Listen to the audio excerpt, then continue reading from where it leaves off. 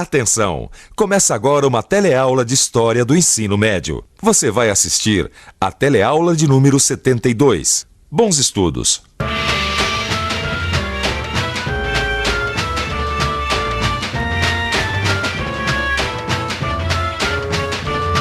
Uma coisa a gente não pode dizer da história, que ela é parada, monótona e que nunca se modifica. Prova disso é a quantidade de vezes que o mapa mundi se modificou no decorrer dos séculos. Reparem como as fronteiras vão e vêm, se encolhem, se expandem, se modificam de acordo com os interesses e os desdobramentos históricos. É verdade, Gil. Eu tava vendo aqui, desde a década de 90, o mapa mundi mudou várias vezes, vem sofrendo transformações. Novos países aparecem, novas fronteiras são delimitadas. E essas mudanças todas acabaram gerando guerras, que trouxeram à tona uma série de conflitos que estavam abafados há décadas. Bom, até novas potências surgiram, né? Olha, e essas transformações, Vicente, só foram possíveis porque a história é dinâmica, né? Tá sempre em transformação. Agora, eu queria saber como é que a gente chegou a esse estágio atual desse mapa aqui, entendeu? Pois é. Hoje você vai começar a entender o mundo em que vivemos, porque a origem do mundo como a gente conhece é o tema da teleaula de hoje. Vamos lá? Hoje você vai ficar sabendo por que o Muro de Berlim caiu e o que isso representou. Você vai saber também como a abertura econômica e política da ex-União Soviética contribuiu para o fim da Guerra Fria. E ainda hoje você vai ver as guerras e os conflitos que ainda ocorrem ao redor do mundo. Como você viu em outras teleaulas, assim que terminou a Segunda Guerra Mundial, em 1945, o mundo ficou praticamente dividido em dois grandes blocos. O comunista, liderado pela extinta União Soviética, e o capitalista, liderado pelos Estados Unidos. O símbolo mais evidente dessa divisão de forças no pós-guerra estava no muro, o Muro de Berlim.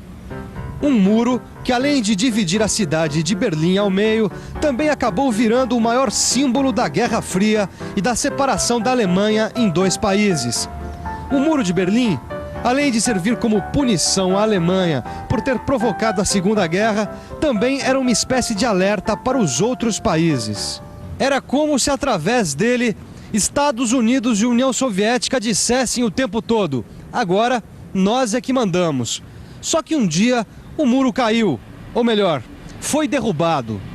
Num belo dia de outubro de 1989, aconteceu o que ninguém esperava: a queda do Muro de Berlim. Os alemães ficaram eufóricos. Berlim virou uma grande festa. A queda do Muro de Berlim provocou inúmeras mudanças, a começar pela Guerra Fria, que desmoronou e foi enterrada junto com o muro. A Alemanha também mudou, e muito, com a queda do Muro de Berlim. A primeira dessas mudanças veio com a sua reunificação. Ou seja, as duas Alemanhas, divididas após a Segunda Guerra, voltaram a ser um único país, foram reunificadas. Mas não foi apenas o mapa da Alemanha que mudou. O mapa do leste europeu, formado principalmente por países comunistas, também se modificou bastante. Mas antes da gente entender como foram essas modificações, a gente precisa entender como chegamos até aqui. Ou melhor, como e por que caiu o Muro de Berlim.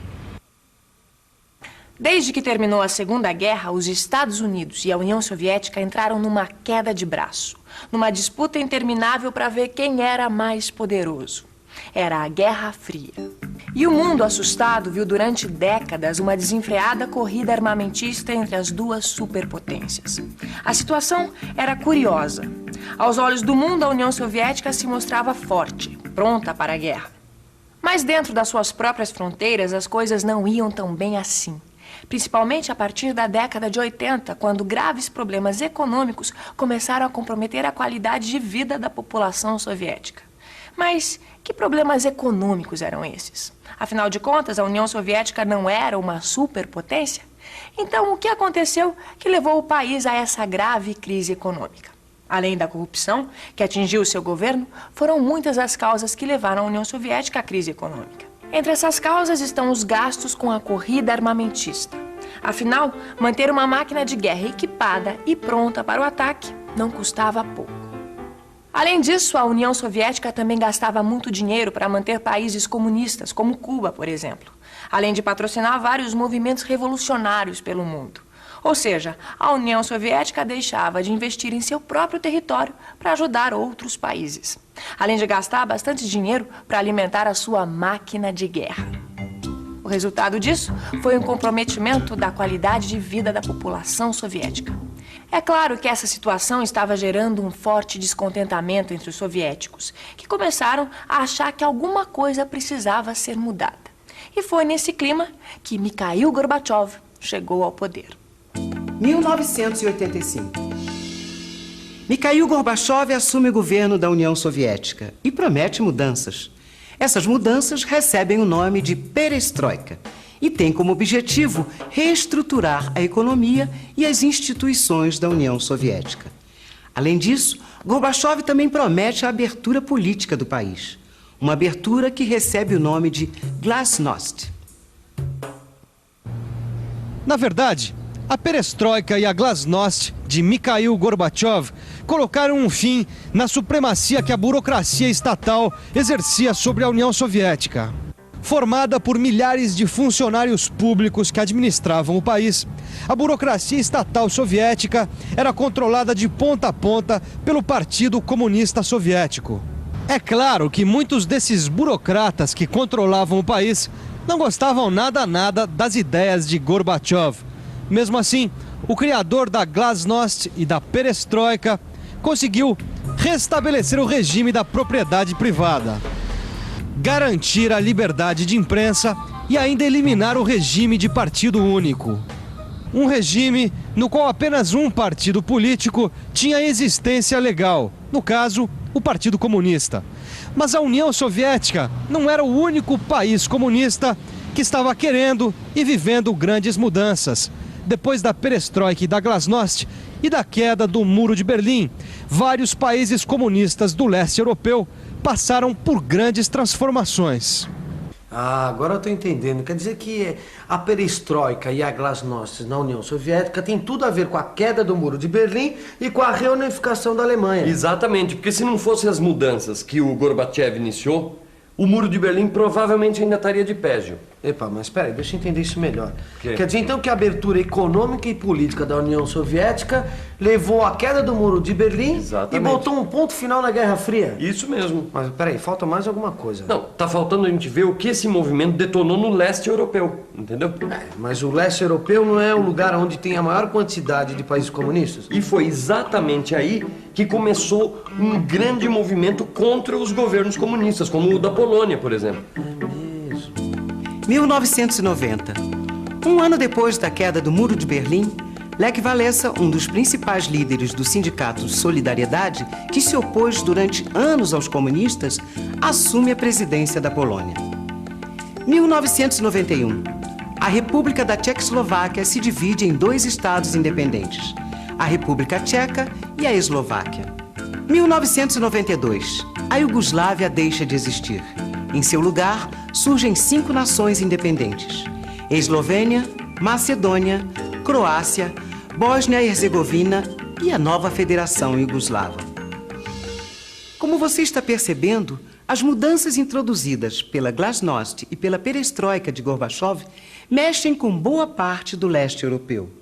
Mas e na União Soviética? Como será que o primeiro país comunista da história vê essa mudança de rota?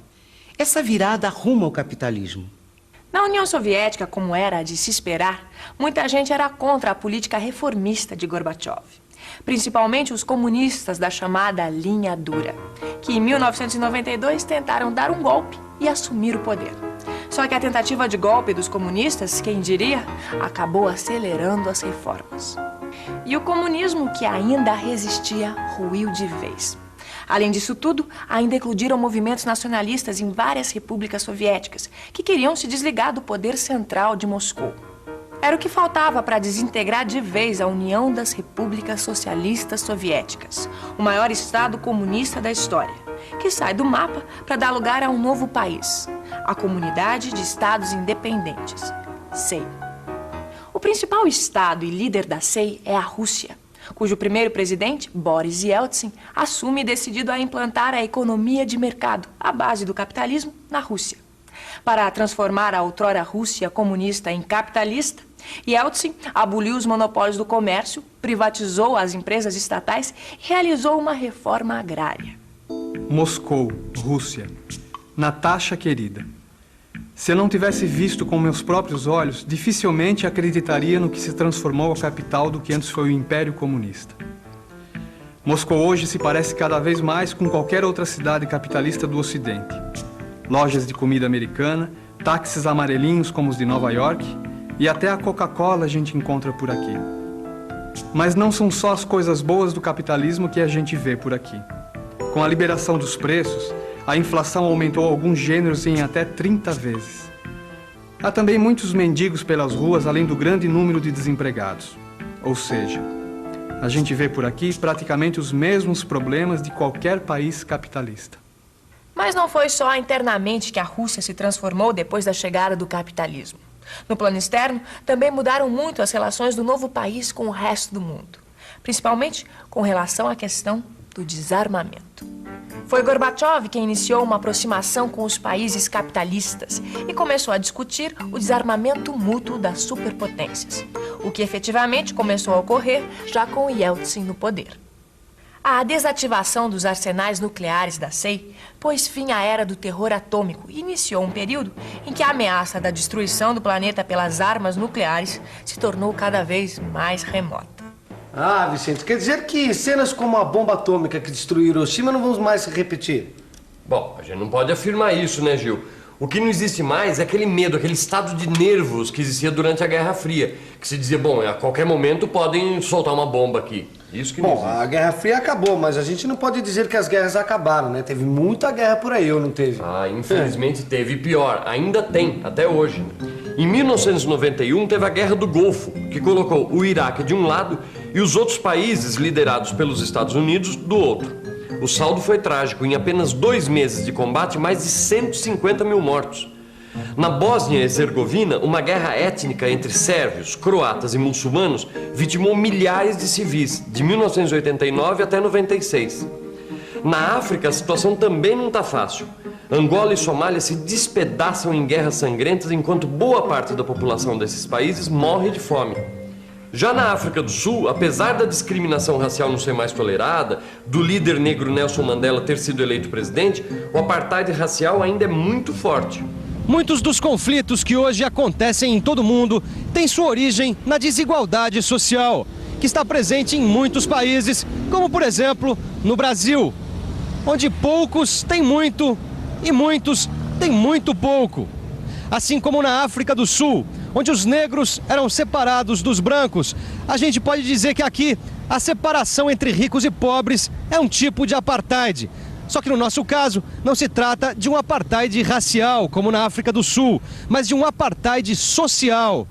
O grande desafio do mundo para o próximo século é acabar com o grande abismo existente entre ricos e pobres. E atenção, se liga aí que é hora da revisão. Na teleaula de hoje, você viu por que o Muro de Berlim caiu e o que isso representou. Você viu também como a abertura econômica e política da União Soviética contribuiu para o fim da Guerra Fria e para o surgimento de um novo país, a CEI, C-E-I. E por fim, você ficou sabendo quais são as guerras e os conflitos que ainda ocorrem ao redor do mundo.